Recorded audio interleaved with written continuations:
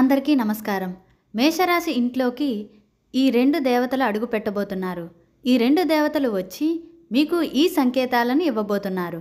అలాగే మీ నుండి వీళ్ళు ఇది కోరుకుంటున్నారు. అయితే ఇంతకీ ఈ మేషరాశి జీవితంలో వచ్చేటటువంటి డిసెంబర్ 1, 2వ తేదీలలో తర్వాత మీరు ఏ జాగ్రత్తలు పాటించాలి, మీరు ఎటువంటి పనులు చేయాలి, అదేవిధంగా మీరు చేసుకోవలసినటువంటి పరిహారం ఏమిటి, అదేవిధంగా ఎటువంటి సంకేతాలు అందుకుంటారు, దానితో పాటుగా మిమ్మల్ని ఆ దేవుళ్ళు ఏం కోరుకుంటున్నారు అన్న పూర్తి విషయాలను ఈ వీడియోలో మనం వివరంగా తెలుసుకుందాం.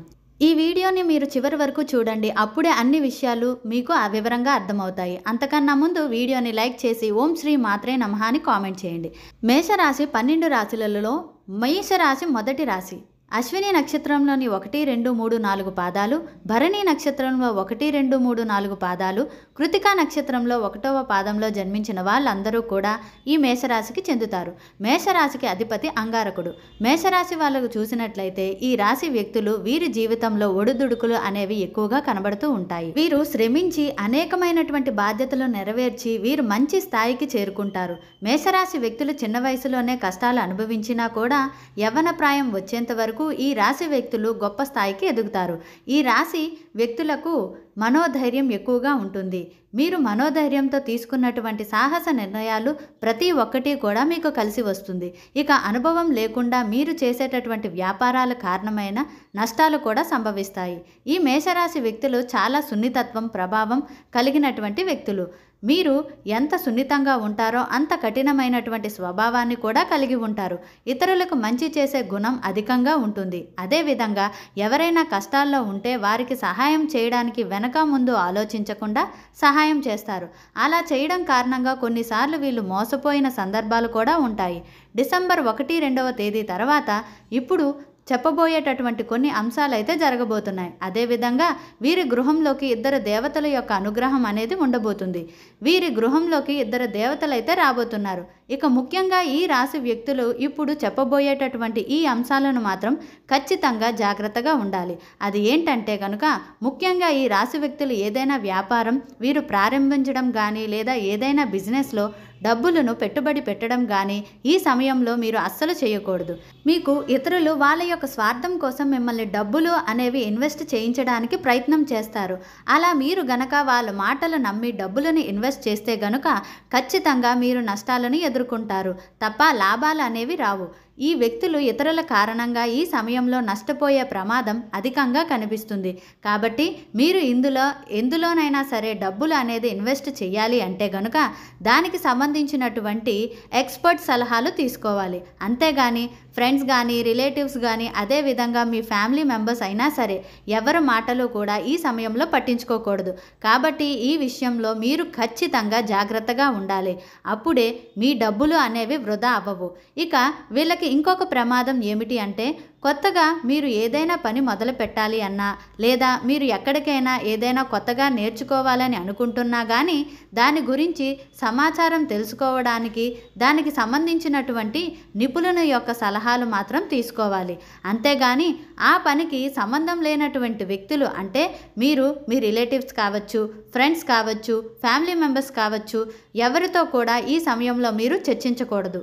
ఆ పనికి సంబంధం లేనటువంటి వాళ్ళను మీరు సంప్రదించకపోవడమే మంచిది. ఒకవేళ మీరు గనక అలా వాళ్ళని సంప్రదించినట్లయితే గనుక మిమ్మల్ని ఎంకరేజ్ చేయకపోగా డిస్కరేజ్ చేస్తారు. మీకు దాని మీద నిరాశ కలిగేలా మాటలు మాట్లాడతారే తప్ప మీకు ఉత్సాహాన్ని కలిగించరు. దీనివలన మీకు ఎటువంటి సహాయం కానీ సపోర్ట్ కానీ అస్సలు ఉండదు. కాబట్టి మీరు ఏదైనా కొత్తగా చేయాలి అనుకుంటున్నప్పుడు ఖచ్చితంగా దానికి సంబంధించినటువంటి ఎక్స్పర్ట్స్ యొక్క సలహాలు మాత్రమే తీసుకోండి. ఈ రాశి వ్యక్తులకు ఈ సమయంలో శత్రువులు కూడా అధికంగా కాబోతున్నారు. అదేవిధంగా మీ ఎదుగుదలను చూసి కొందరు కూడా ఏడ్చేటటువంటి విధంగా మారబోతుంది. మీ మీద ఏడుపులు అనేవి బాగా పెరిగిపోతున్నాయి. ఈర్ష్య ద్వేషాలు అనేటువంటివి బాగా పెంచుకుంటారు. అదేవిధంగా ఈ సమయంలో మీకు సంబంధించినటువంటి ప్రతి ఒక్క మంచి విషయాన్ని కూడా ఎవరితో కూడా చెప్పుకోకపోవడమే మంచిది. కాబట్టి ఈ విషయాలను మీరు జాగ్రత్తగా గమనించాలి. ఈ రాశి వ్యక్తులకు ఆర్థిక పరంగా జాగ్రత్తలు అనేవి పాటించాలి. అన్నిటికీ ముందు వెనక ఆలోచించుకొని మీరు చేయాలి. మీ పనులకు ఎవరిని పురమాయించవద్దు. అంత మంచిది కాదు. మీ పనులను మీరే ముందు ఉండి చేసుకోవాలి. అలా చేస్తే ఎటువంటి ప్రాబ్లమ్స్ అనేవి ఉండవు. వచ్చేటటువంటి డిసెంబర్ 1, 2వ తేదీన తర్వాత మీరు ఇటువంటి శుభ ఫలితాలు అయితే పొందబోతున్నారు. ఇక ఈ రాశి వ్యక్తులకు ఇప్పటి వరకు మీరు ఏదైతే కోరుకున్నారో అది నెరవేరే అవకాశం అయితే కనబడుతుంది. ఇప్పుడు మీకు టైం అనేది కలిసి వచ్చింది.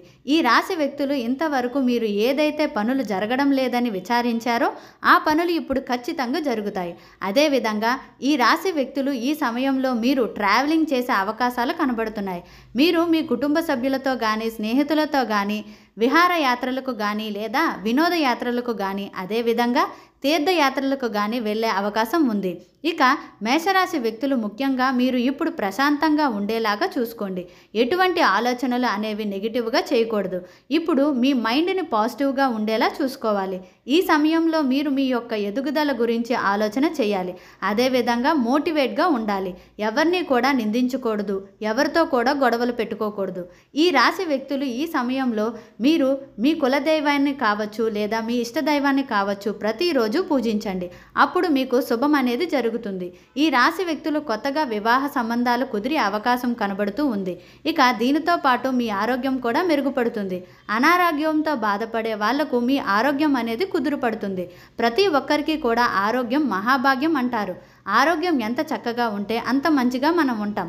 అయితే మీరు ఈ సమయంలో కీళ్ళ నొప్పులు కానీ నడుము నొప్పి కానీ మీకు వచ్చే అవకాశం ఉంటుంది. కాబట్టి ఈ విషయాలు మీరు జాగ్రత్తగా ఉంటే సరిపోతుంది. కాబట్టి మంచి పౌష్టిక ఆహారాన్ని తీసుకోండి. ఇక మేషరాశి ఇంట్లోకి 2 దేవతలు వస్తున్నారని చెప్పాను కదా.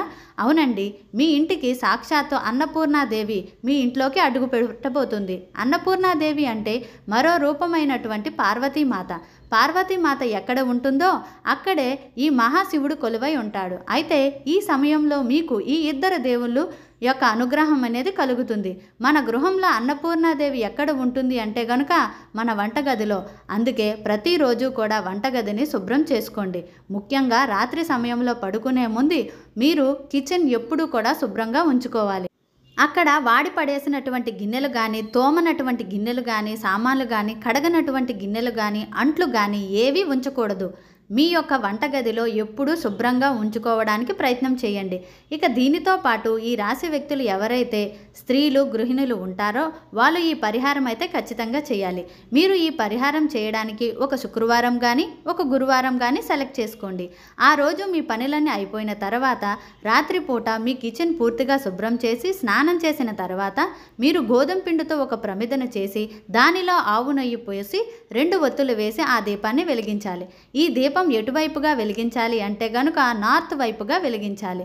మీ ఇంట్లో కిచెన్లో నార్త్ సైడ్ ఎక్కడ ఉంటుందో అక్కడ ఆ దీపాన్ని వెలిగించి మీ కోరిక అనేది చెప్పుకోవాలి. ఆ తర్వాత వచ్చి పడుకోవాలి. అయితే మరుసటి రోజు ఉదయాన్నే నిద్రలేచిన తర్వాత ఈ దీపపు ప్రమిద ఏదైతే ఉంటుందో ఆ ప్రమిదను తీసుకొని పారే నీటిలో వేయాలి. అది కుదరకపోతే గనుక సింక్లో అయినా సరే వాటర్ ట్యాప్ ఓపెన్ చేసి ఆ ప్రమిదను ఆ వాటర్ కింద పెడితే సరిపోతుంది. అదేవిధంగా అపరిశుభ్రమైన ఆ ప్రమిదను పెట్టుకోకూడదు. కాబట్టి ఉదయాన్నే తలస్నానం చేసిన తర్వాత ఆ ప్రమిదను తీసి అలా పారే నీటిలో వేయాలి. ఇలా చేస్తే గనుక ఖచ్చితంగా మీ కోరికలు అనేవి వెంటనే నెరవేరుతాయి. ఎక్కువ సమయం అనేది పట్టదు. ఉండేటటువంటి ఇబ్బందులన్నీ కూడా తొలగిపోతాయి. మీ ఇంట్లో అంతా కూడా పాజిటివ్ ఎనర్జీతో నిండిపోతుంది. కాబట్టి ఇటువంటి పరిహారాలు చేసుకుంటే కష్టాలు అనేవి ఏవి రాకుండా ఉంటాయి. ఒకవేళ ఉన్నటువంటి కష్టాలు కూడా తొలగిపోతాయి. ఈ వీడియో కనుక నచ్చినట్లయితే లైక్ చేసి షేర్ చేయండి. అలాగే మా ఛానల్ని సబ్స్క్రైబ్ చేసుకొని మాకు మరింతగా సపోర్ట్ చేయండి. ధన్యవాదములు.